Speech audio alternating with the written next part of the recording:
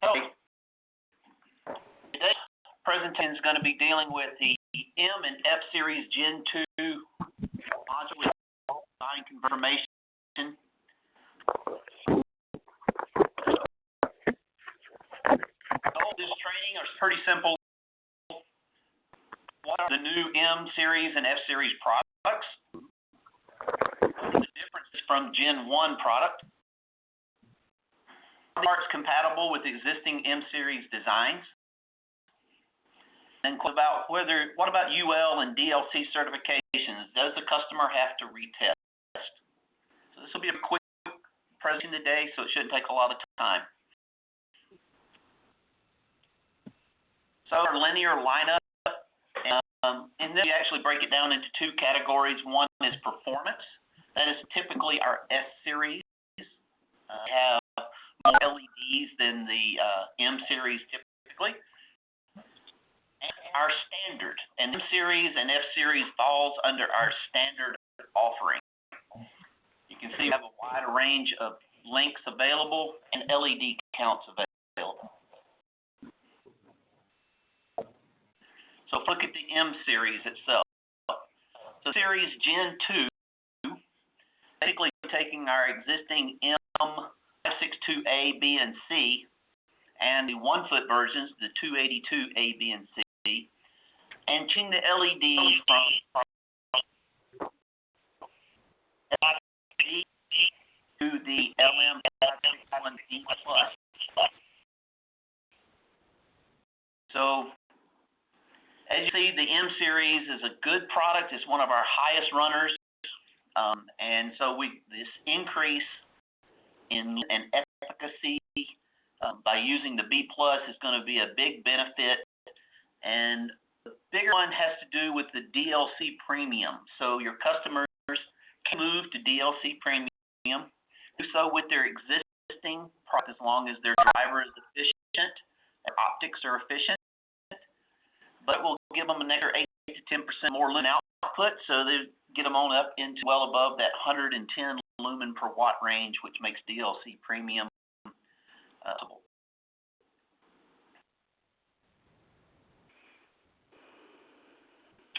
on the series.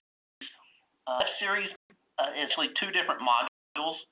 The 562A is the one that's being upgraded to the B+ part.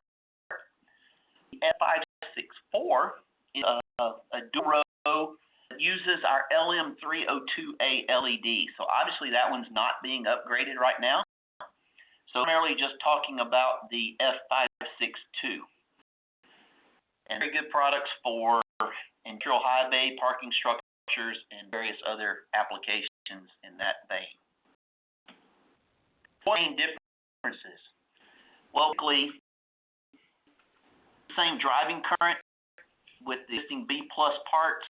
We actually get lumens, about a 6 to 8% bump in lumens.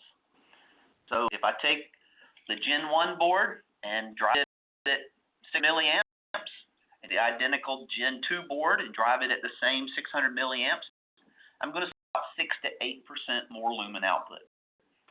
So more lumens for the same current.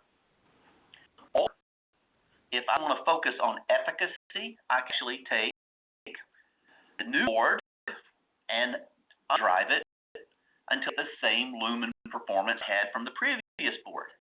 This will maximize my efficacy, and I think a lot of customers would find this very useful. If they're our RSet programmable driver, they actually adjust the RSet for the current slightly and higher efficiency fixtures to their customers. We have both here. You can do more at the same drive current, or you do more efficacy at the same lumen output. Really up to the customer. Just here on this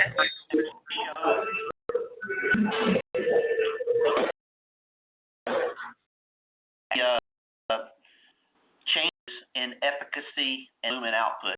So those, you can kind of see on the graph there visually the differences. So what do we have to do? So we improve the performance by adopting adopting LED, the B+, and we sold top bins for that. We have some changes based on voice of the customers. So one we did was we additional holes so metric mounting could be done. And what it means is they can have a screw or fastener on both sides of the board to positively lock the board in the direction. Instead of the staggered hole arrangement, you can use that or not. One thing though is we did not change the other hole pattern. These are additional holes actually added to the board so that you have the original footprint still compatible and do the symmetric mounting as well. What we did while we were making the changes was we increased the depth of the holes slightly. Instead of it being a sharp half hole, we added 3/5 of a hole. A little bit more bite on the screw head, and actually holds a little bit better without the board trying to work out. A lot of customers found this to be a little troublesome on their assembly line, so this fixed it. The thing to do was to go to this mini poke-in type connector. But I'm putting a big red X over that. Change that, and we're going to go back to the original. Customers who were having some issues with gauge or getting 22 gauge wire. A lot of the drivers may come with 18 gauge wire already on them, so they would have to have additional fasteners and things to splice the wires together to use that connector. So easy thing for us to do is just to go back to the original connector. You can kind of down below here, guys. I mean, we've been making changes to this. Really, December is when everything kind of rolled out. We have this one minor change that we're going to make, putting those connectors, but we are going to have to relay out the board because the connector is a bigger connector laid out for both.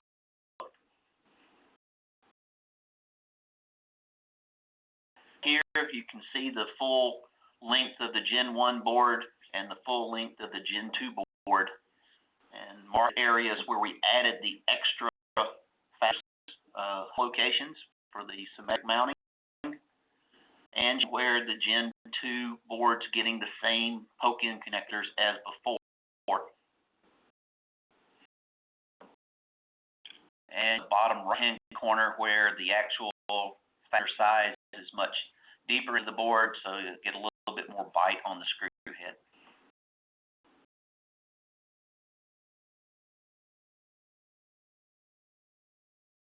Numbers and model changes. We did a little homework here. You can see they're affected and list of all the part numbers. The part number is after the color, the CCT color letter, and then there's digits, an 11, a 15, or a 17, or an 05, or 07, or 1, or 34. The digit is actually kind of a rev. If people have set up their part numbers correctly in their UL files, any changes whatsoever. Typically, these numbers follow out the rest of the way. Like the last 8 digits are usually variables anyway with color and numbers. But the base model number is those 10 digits. So they didn't specify a exact number, and as long as they didn't, it should be pretty easy for them to start using these new boards. And DLC certifications. Short little guideline check here on it. Whether to do anything or not really depends upon how they had their file written. They're dealing with UL. If they put full part number in there, which some people do, or some UL guys will do, that's to add the new part number or make a slight change to the file. It's really more of a paperwork change at this point. But some of the people may request a test, and that's not really necessary as long as they're not changing any of the drive current parameters or wattage parameters. It may be a model number, like LTM562B, the same model number. So there's no reason to even worry UL on that one there, because because this is the B board for 562, so it's under the same UL listing and some UL recognition. They actually written their files very open, and it basically says various products certified by UL. So in this case, there's not even calling out, they're just calling it an LED module.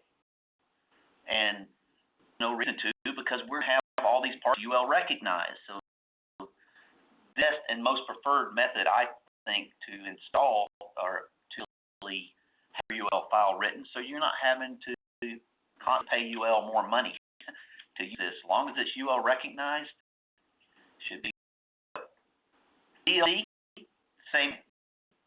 Based down inside the DLC application of qualified products, they're there for LED package, module, array, and part number.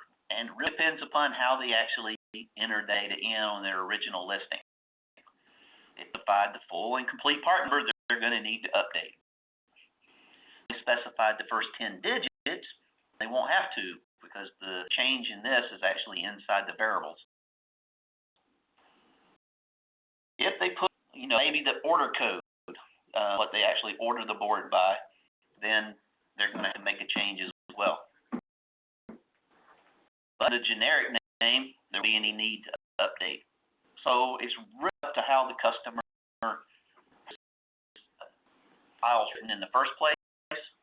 The main point I want to stress here is there is no need to retest. This is an option there. It's the same drive current. It's the usage. The data package is the same as before. The only thing that's changing is the outer package of the D. So they're actually the improvement of the existing one. The thermal is better, so the temperature will be lower, so there's no reason to do a thermal test. Everything will be fine, no reason to retest. So I said short and sweet today, so we'll start here with the first question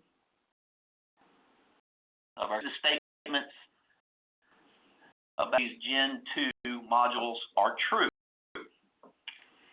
A, higher efficacy at the same lumen output. B, more lumens at the same side current. They use a mini connector that requires 22 gauge wire.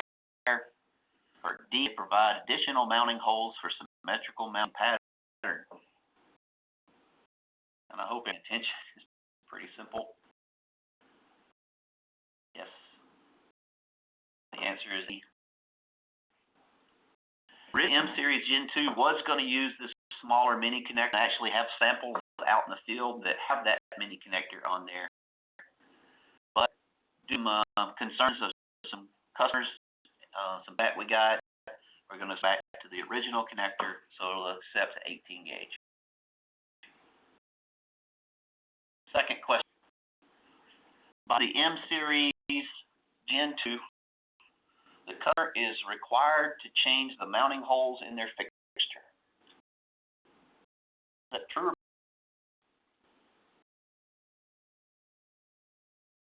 Yeah, everybody. Yes, it is false. There are additional mounting holes, but additional mounting patterns remain the same.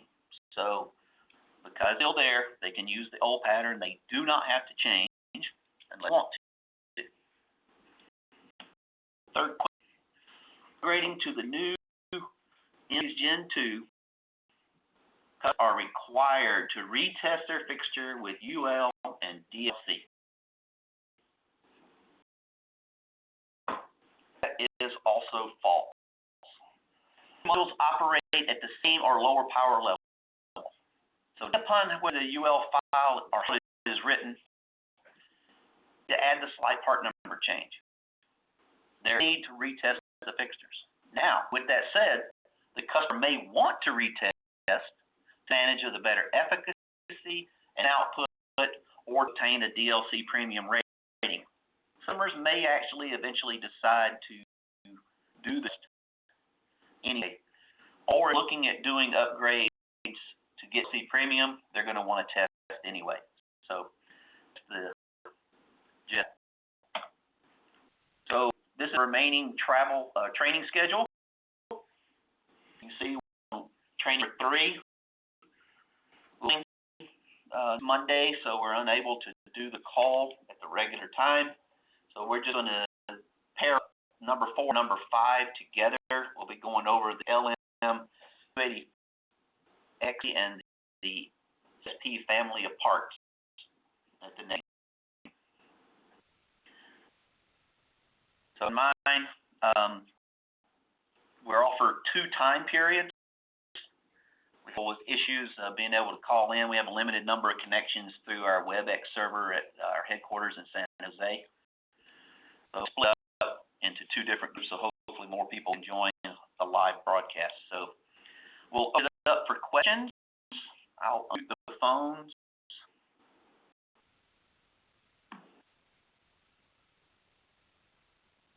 Okay, is there any questions? Just unmuted one person.